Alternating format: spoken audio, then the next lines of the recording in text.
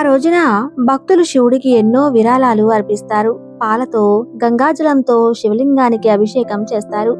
ఇలా చేస్తే శివుడి ఆశీస్సులు మనపైనే ఉంటాయి. అలానే మనం ప్రతి పనిలో విజయం సాధిస్తాం.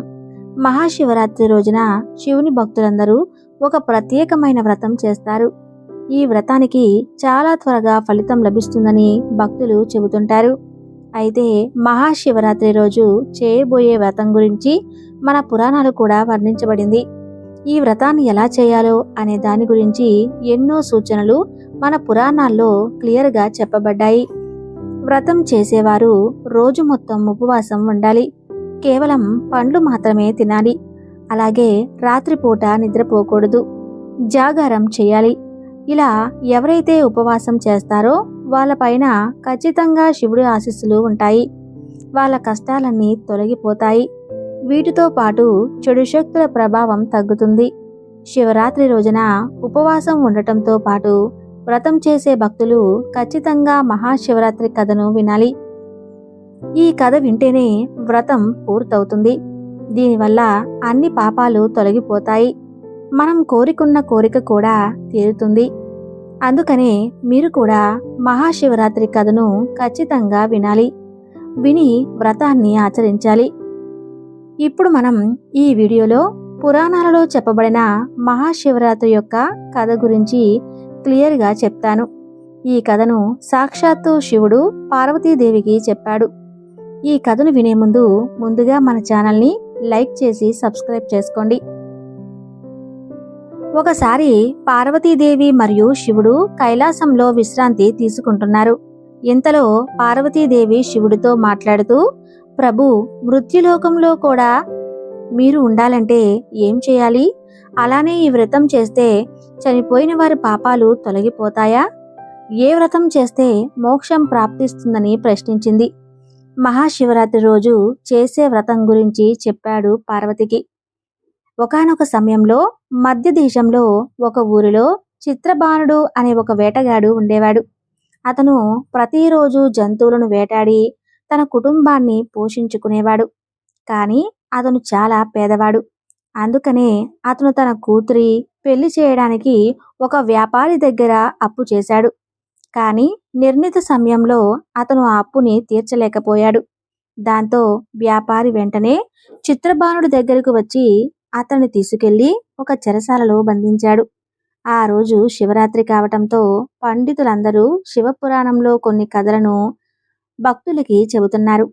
ఈ కథలు చెరసాలలో కూర్చున్న చిత్రబాణుడు కూడా వినిపించాయి. దీంతో అతను చాలా శ్రద్ధగా ఆ కథలు విన్నాడు. సాయంత్రం పూట వ్యాపారి అప్పును తీర్చమని చిత్రబాణుడు అడగగానే అప్పుడు చిత్రబాణుడు, నేను రేపటికల్లా అప్పు మొత్తం తీర్చేస్తాను, దయచేసి నన్ను ఈరోజు వదిలేయండి అని చెప్పాడు. వ్యాపారి కూడా చిత్రబాణుడు చెప్పిన మాటలు నమ్మి అతన్ని వదిలేశాడు.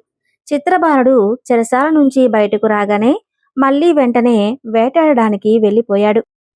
ఎందుకంటే అతను జంతువులను వేటాడి వాటి యొక్క కొమ్ములను, దంతాలను, చర్మాన్ని, మాంసాన్ని అమ్మి డబ్బు సంపాదించి ఆ డబ్బుతోనే అతను వ్యాపారి దగ్గర తీసుకున్న అప్పును తీర్చేద్దామని అనుకున్నాడు. ఈ ఉద్దేశంతోనే అతను అడవికి వెళ్ళాడు. జంతువులను వేటాడడం కోసం అడవి మొత్తం వెతుకుతూనే ఉన్నాడు. దీంతో అతనికి చాలా దాహం వేసింది. మరోవైపు అతనికి ఆకలి కూడా వేస్తుంది. జంతువులను వెతుక్కుంటూ వెళ్ళిన అతనికి అడవి మధ్యలో ఒక చెరువు కనిపించింది. అందులోని నీళ్లు తాగి చిత్రబాణుడు అక్కడున్న ఒక మారేడు చెట్టు పైన కూర్చొని జంతువుల కోసం ఎదురు చూస్తున్నాడు. కానీ ఆ చెట్టు కింద ఒక శివలింగం కూడా ఉంది. కానీ చిత్రబాణుడు దాన్ని అస్సలు గమనించలేదు. ఆ చెట్టు మీద ఎవరికీ కనిపించకుండా దాక్కోవడానికి ఆ చెట్టు యొక్క ఆకులను తుంచి కింద పడేసి మంచి ప్రదేశాన్ని వెతుక్కుంటాడు. కానీ అతనికి తెలియకుండా మారేడు చెట్టు కింద ఆకులన్నీ శివలింగం పైన పడుతున్నాయి. ఆ రోజు మహాశివరాత్రి. మారేడు చెట్టు ఆకులు శివలింగం పైన పడడంతో శివుడికి పూజ జరిగింది. అతనికి తెలియకుండానే అతను శివుడిని పూజించాడు. కాసేపటికి రాత్రి కాగానే అక్కడ చెరువులో నీళ్లు తాగడానికి ఒక జింక వచ్చింది. కానీ అది గర్భంతో ఉంది. వెంటనే చిత్రబాణుడు బాణాన్ని లాగి దానివైపు లక్ష్యంగా పెట్టాడు. అది గమనించిన జింక ఆ వేటగాడితో, నేను ఒక గర్భవతిని. కాసేపట్లో నా సంతానం ఈ భూమి మీదకి రాబోతుంది. ఒకవేళ నువ్వు నా పైన బాణంతో దాడి చేస్తే ఒకేసారి 2 అమాయక జంతువుల ప్రాణాలు తీసిన వాడవుతావు. నీకు పాపం తగులుతుంది. అందుకే నేను నా సంతానానికి జన్మనిచ్చి వెంటనే తిరిగి నీ దగ్గరకు వచ్చేస్తాను. అప్పుడు నువ్వు నన్ను చంపేయమని చెప్పింది. ఆ మాట విన్న వెంటనే వేటగాడికి ఆ జింక పైన జాలి కలిగింది. అందుకే ఆ జింక చెప్పిన మాటలను అతను అంగీకరించాడు.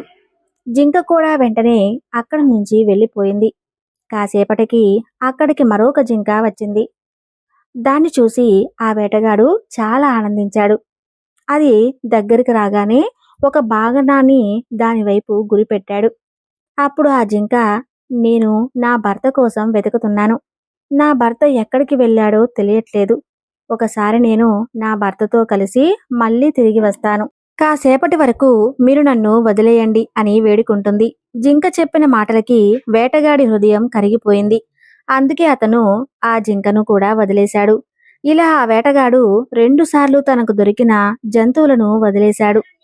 కానీ మరోవైపు అతనికి తీవ్రంగా ఆకలి వేస్తుంది. ఒకవేళ నేను ఏదైనా జంతువును వేటాడకపోతే ఆకలితో చచ్చిపోతానని చిత్రబాణుడు తనలో తానే బాధపడుతూ ఉండిపోయాడు. రాత్రి కాగానే అక్కడికి మరొక జింక తన పిల్లలతో నీళ్లు తాగడానికి వచ్చింది. మళ్ళీ అతను వేటాడడానికి ఒక జంతువు దొరికిందని ఆనందపడ్డాడు. ఈసారి కూడా చిత్రబాణుడు ఆ జింక వైపు గురిపెట్టగానే ఆ జింక భయపడి, నేను నా పిల్లలని నా భర్త దగ్గర విడిచిపెట్టి వస్తాను. దయచేసి ప్రస్తుతానికి నన్ను వదిలేయండి. నేను మళ్ళీ తిరిగి వస్తానని పంచభూతాల సాక్షిగా ప్రమాణం చేసి చెబుతుంది. ఇప్పటికే వేటగాడు 2 జింకలను వదిలేశాడు. ఈసారి కూడా వదిలేస్తే తనకి ఆహారం దొరకదని భావించి, నేను అస్సలు ఆ పని చేయలేను. నాకు కూడా భార్యా పిల్లలు ఉన్నారు. వాళ్ళు ఆకలితో బాధపడుతున్నారు. నేను నిన్ను విడిచిపెట్టలేనని చెబుతాడు వేటగాడు. ఇంతలో జింక మాట్లాడుతూ, నువ్వు ఏ విధంగా నీ భార్య పిల్లల కోసం ఆలోచిస్తున్నావో నేను కూడా నా పిల్లల కోసం ఆలోచిస్తున్నాను. పిల్లల కోసమే నన్ను కాసేపటి వరకు వదిలేయమని చెబుతున్నాను. నన్ను నమ్ము. నేను నా పిల్లలని నా భర్త దగ్గరే వదిలేసి వస్తాను అని చెప్పగానే వేటగాడు దయతో ఆ జింకను కూడా వదిలిపెట్టాడు. వేటగాడు వేటకు వచ్చి చాలా సమయం గడిచింది. అయినా కూడా అతనికి ఆహారం లభించలేదు. ఒక జంతువు కూడా కనిపించకపోవటంతో అతనికి ఏం చేయాలో తెలియక చెట్ల ఆకులను తీసి కింద పడేస్తున్నాడు. దీంతో అవి శివలింగం పైన పడుతున్నాయి. కాసేపైతే సూర్యోదయం కూడా కాబోతుంది. ఇంతలో అక్కడికి మరొక జింక వస్తుంది. ఈసారి మాత్రం ఆ వేటగాడు ఎలాగైనా జింకను వేటాడాలని నిర్ణయించుకున్నాడు. అతన్ని చూసిన జింక, ఇప్పటి వరకు ఇక్కడికి వచ్చిన 3 జింకలు నా భార్యలు. ఒకవేళ నువ్వు వాటిని చంపేసినట్లయితే ఆ దుఃఖంతో నేను బతకలేను. నన్ను కూడా చంపేయండి. ఒకవేళ నువ్వు వాళ్ళని వదిలిపెట్టినట్లయితే నన్ను కూడా కాసేపు వదిలిపెట్టు. నేను వాళ్ళని కలిసి తిరిగి వస్తాను. అప్పుడు నన్ను చంపి నీ ఆకలి తీర్చుకో అని చెప్పింది. ఆ మాట విన్న వెంటనే రాత్రి నుంచి జరుగుతున్న సంఘటనలు మొత్తం వేటగాడికి గుర్తు వస్తాయి. ఇతను ఆ కథ మొత్తాన్ని జింకకు చెప్పాడు. మీరు నా 3 భార్యలను వదిలిపెట్టారు. నన్ను చంపితే మీరు ఆ ధర్మానికి పాల్పడిన వారు అవుతారు. మీరు వాళ్ళను నమ్మి ఏ విధంగా వదిలేశారో అదే విధంగా నన్ను కూడా వదిలేయండి. నేను నా భార్య పిల్లలతో సహా ఇక్కడికి తిరిగి వచ్చేస్తానని చెప్తుంది. ఒకవైపు ఆకలితో ఉండటంతో ఉపవాసం కూడా పూర్తయింది. అలాగే రాత్రిపూట నిద్రపోకపోవటంతో జాగారం కూడా పూర్తయింది. దీంతో అతనికి తెలియకుండానే అతను వ్యక్తం చేశాడు. శివలింగం పైన మారేడు ఆకులను వేయటంతో వేటగాడి కఠిన హృదయం నిర్మలంగా మారిపోయింది. మనసులో దయాభావం కలిగింది. అతను ఇప్పటి వరకు చేసిన పాపాలను గుర్తు తెచ్చుకొని చాలా బాధపడుతున్నాడు. కాసేపటికే అక్కడికి జింకలు అన్నీ వచ్చాయి.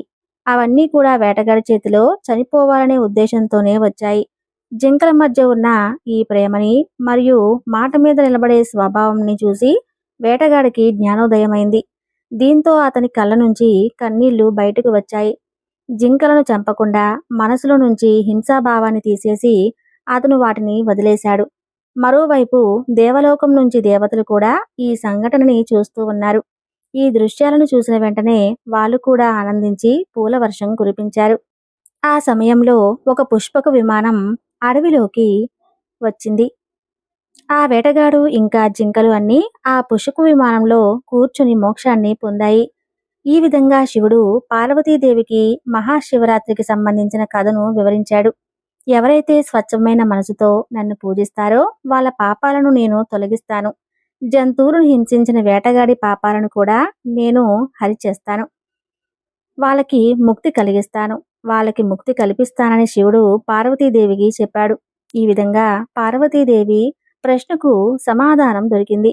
మహాశివుడు వేటగాడి ఒక కఠినమైన హృదయాన్ని కూడా చాలా కోమలంగా మార్చేశాడు. మనసు మొత్తం ప్రేమతో, కరుణతో నింపేశాడు. శివరాత్రి రోజులోపు ఈ కథ వింటే ఖచ్చితంగా పాపాలన్నీ తొలగిపోతాయి. ఎప్పుడూ శివుడి కృప ఉంటుంది. మీరు చేస్తున్న ప్రతి పనిలో విజయం సాధిస్తారు. మీ ప్రతి కోరిక నెరవేరుతుంది. ఫ్రెండ్స్, ఈ కథ మీకు ఎలా అనిపించిందో కామెంట్ రూపంలో మాకు తెలియజేయండి. అలానే ఈ వీడియో లైక్ చేసి మీ కుటుంబ సభ్యులకు షేర్ చేయండి. ధన్యవాదములు.